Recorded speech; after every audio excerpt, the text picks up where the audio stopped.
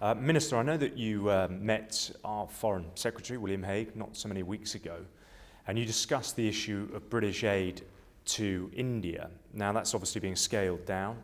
Are you concerned about that? I think we've moved, as I said to him, and he of course agreed, that we've moved from the era of aid to the era of trade.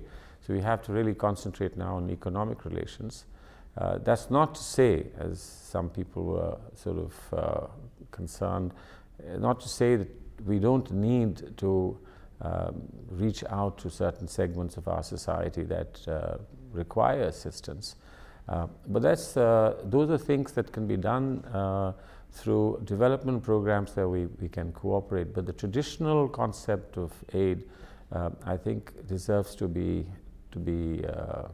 eased out, faded out. The disappointment that there was in Britain, certainly in the political and military establishment, when India awarded its defence contracts to French fighter jets rather than the Eurofighter, which obviously Britain has a big interest in terms of its manufacture. Well, I think that's sort of overstating the case a bit. Yes, we have a very strong link with the UK. With Britain, and of course, remember that the Harrier jets are from the UK, and I think that these are things that will come, and you have to take them in your stride. We do have a relationship with Europe, and that is not at the cost of our relationship with the US or North America, and certainly not at the cost of our traditional relationship with the UK. But there is a relationship with other countries, bilateral as well as through the European Union. And I think you just need to find the right balance. It's a question really of how much effort both sides will make.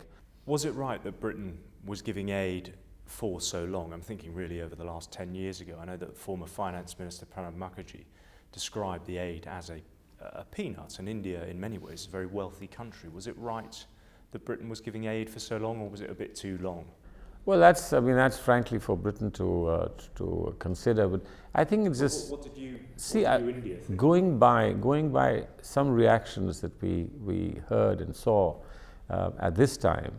I think perhaps it was right that it was sort of allowed to linger on for a while, because people don't understand new things that happen.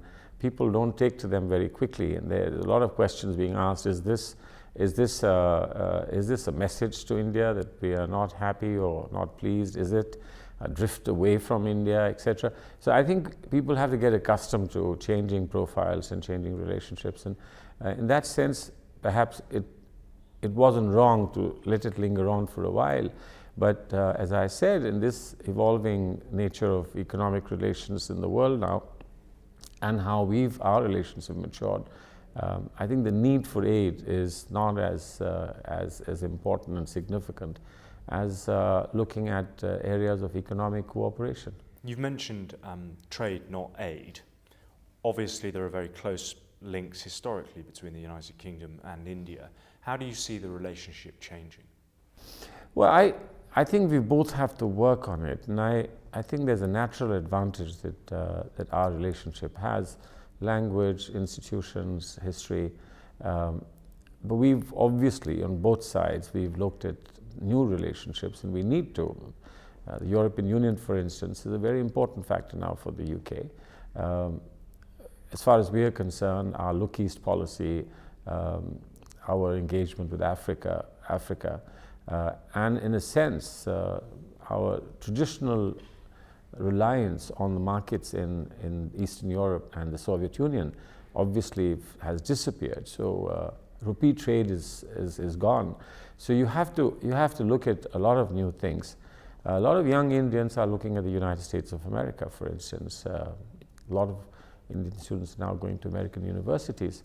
And I thought during my visit to Oxford recently, my university, as indeed my conversations with the Secretary of State, I thought that, Foreign Secretary, that it was important that we revive the strength of our relationship, the traditional strength of our relationship, by adjusting and accommodating change that's taking place in the world. Now there are issues about visas, there are issues about greater collaboration through private industry. There are issues about work permits on both sides. It's not just one way, but perhaps the pressure much greater on the UK. And I think these are things that we can work out satisfactorily. I think the fundamentals of our relationships are very strong, and what we need to do is the new generations have to discover that we have strong fundamentals and that they should take advantage of them. Do you see Britain as, I mean, you mentioned lots of other places, United States, you mentioned Africa as well. Do you see Britain as just another country, or do you see it as one that India has because of the historical ties, a special relationship with? And I'm kind of sort of framing the question in the context of the disappointment that there was in Britain, certainly in the political and military establishment, when India awarded its defence contracts to French fighter jets rather than the Eurofighter, which obviously Britain has a big interest in terms of its manufacture. Well, I think that's sort of overstating the case a bit. Yes, we have a very strong link with the UK, with Britain, and of course, remember that the Harrier jets are from the UK, and our Navy is heavily dependent on Harrier jets. So I think that these are things that will come, and you have to take them in your stride. We do have a relationship with Europe, and that is not at the cost of our relationship with the US or North America, and certainly not at the cost of our traditional relationship with the UK. But there is a relationship with other countries, bilateral as well as through the European Union. And I think you just need to find the right balance. It's a question really of how much effort both sides will make, because they believe that their relationship has a particular value that needs to be enhanced and needs to be reiterated. So the message to British politicians which are coming through India kind of on a carousel at the moment, we've just had Boris Johnson here, I know David Cameron, the Prime Minister, is planning to come next year. The message to them is don't come with just expectation, you need to come and work. Well, let's work together, and you understand the game of cricket, so if you don't make runs in the first innings, there's always a second innings to follow. Okay. Moving on, I suppose, to the relationship India has with Pakistan. How do you see that moving on in light of the Mumbai terror attacks? The surviving attacker has been hanged. Do you see that as still a very big problem to getting things onto a more stable footing? Yeah, I think it's. I think there are two dimensions of this relationship, and I think that's something which is obvious to both sides. One is that we've both agreed that issues that impede the growth of our friendly relations must not hold our friendly relations hostage. That we must continue and find ways in which we continue to work together on a host of avenues, confidence building measures as we call them, and resolve those issues which we can resolve and which ought to be resolved. There are issues that are difficult and have traditionally been very difficult issues, and we agreed that we would bypass those issues. Now, amongst those very difficult issues now is what happened in Mumbai. Now, that's not something that you can bypass. That's something on which we are accountable to our people, we're responsible to our people, and we believe also it's important that you draw a line and say this must not happen again, and that's only possible if there is accountability. We've tried to impose accountability on our side when we had in our control people who were involved in that attack, and we expect the same thing to happen on the Pakistani side. Now, I think something is happening, but not enough and not quick enough. I think that's the message that we have gently and sometimes firmly conveyed to them, but again, not making it conditional upon looking forward. We will look forward, but how far and how quickly will obviously depend on the delivery that we've been promised, or certainly delivery that's been indicated will come. Are you talking about the delivery of certain individuals, the alleged masterminds behind the attack, people like the founder of Lashkar-e-Toiba? Well, some of Haffi that, yes, some of evidence that's available with them, so that we can complete the picture. But those people are still free, and they're still holding political rallies, and they still arguably are inciting. So that is a worry. Nationalism at the very least. So that is a worry. That is a concern, and we can't be seen as sort of callous about this issue or unconcerned and carry on with business as usual. So I think both sides need to factor this in. We are still looking forward. We are still willing to explore possibilities of our friendship and our economic relations growing. But this does remain a little thorn in the side, and I think we need to take this thorn out. Very briefly, can it move on without Haffi Saeed being handed over? Well, as I said, we don't speak the language of conditions, but I think it's obvious that some level of accountability to reassure us is necessary, is important, and there's no point now moving forward as a government if we can't carry conviction with our people. And I think it's important that the people get convinced that we haven't shut our eyes to that very harsh reality, and that our efforts have borne fruit, and that we are actually moving forward, not only in mending our relations, but also in ensuring there's accountability.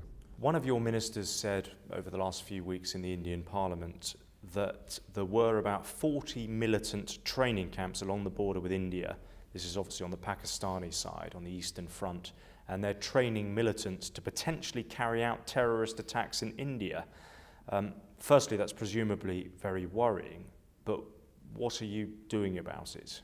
Well, you know that this is something that's going on for a long time, and there was a time when people wouldn't even accept our assertion that there was such a thing happening across. So it is happening? Well, I'm not in a position to confirm the numbers, but let me just say this to you, that the trial that's taking place of the perpetrators of Mumbai violence, evidence has been submitted in that trial, and we know this to the media, and it would have gotten to the media not without the Pakistani authorities wanting it to get to the media, where admissions have been made that there are such training camps on the Pakistani side. Now, this is obviously a little better than the past. At least there are admissions coming forward, and I hope that if there's an admission of this reality, then there would be the next step of addressing this reality.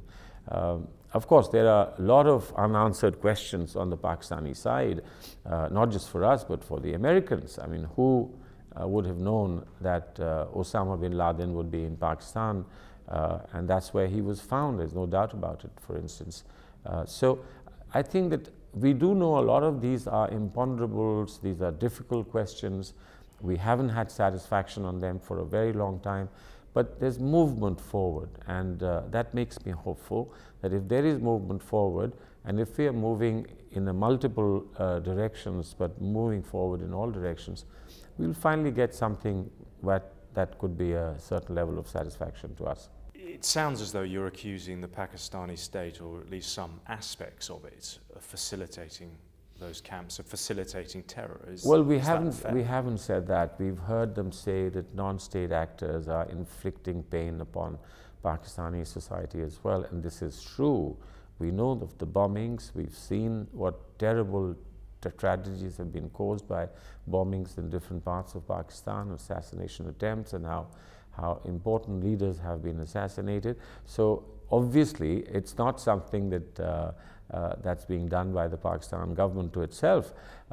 They have problems. They have some very, very deep-seated issues within their society, which is obviously lending itself to this kind of violence, and we sympathize with them. But there isn't very, very much we can do. I mean, we can't offer the help to go to Pakistan to sort out their problems. So they have to handle their own problems, but they have our understanding. We are willing to help and to understand what's happening there, but within the limits of our own tolerance and our own responsibility. How big a role do you think the Pakistani security services are playing in the facilitation of those terrorist camps? Well, it's a very complex governance structure, and obviously because they've moved from civilian to army rule and from army rule to civilian rule.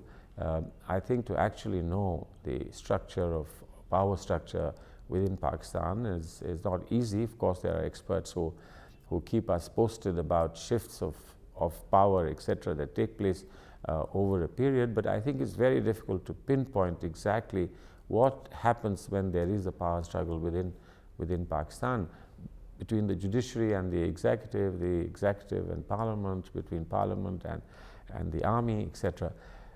We've noted statements made periodically by their own leadership about undue interference of a particular part of government, of the state, in a manner which is unacceptable. So we note those things, but frankly, to actually apportion blame or apportion responsibility or pinpoint who exactly is friendly and who is not is difficult. But yes, obviously there is a peace constituency in Pakistan, and there are people who are hawks, who think that there is some future in violence and it's some future in disagreement with India. We've been persuading them that the future lies in our being together, being friendly, cooperative, and certainly as far as India is concerned, it is in the best interest of India that Pakistan has a stable and a democratic government, that Pakistan is able to overcome violence within its own borders, and that the Pakistan will not in any way facilitate violence coming from within its borders to India. You must be watching, like lots of countries in this region, what happens in Afghanistan with the drawdown of NATO forces gathering pace. What role do you see India playing after 2014? Well, it depends on what Afghanistan actually wants. I think that we have a very good relationship with President Karzai. He's been to India several times, and he was in India recently.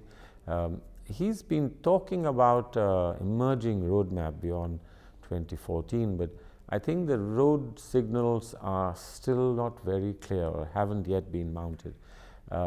What the milestones will be, I think, is becoming apparent, and there we are willing to help. We are willing to help with the election process. They have sought experts from us at an appropriate stage. We've promised that we will do so. We've been helping them with various issues in terms of capacity building for their own people, for their own security forces, capacity building, management techniques, looking at development issues in a major way. We've just cleared grants for putting up small projects in all the districts of Afghanistan. Our commitment on the Salma Dam is there for you to see, on various other major projects, including the building of their legislative assembly. And we are fully committed to do as much development cooperation as they seek. We've just had the Mines Minister of Afghanistan come to India. I met him yesterday. They're looking at collaboration on a corridor beyond Bamiyan, and for excavation as well as evacuation of mineral wealth to that area. We will look at all possibilities, but I think the roadmap beyond 2014 must emerge before we can make a commitment to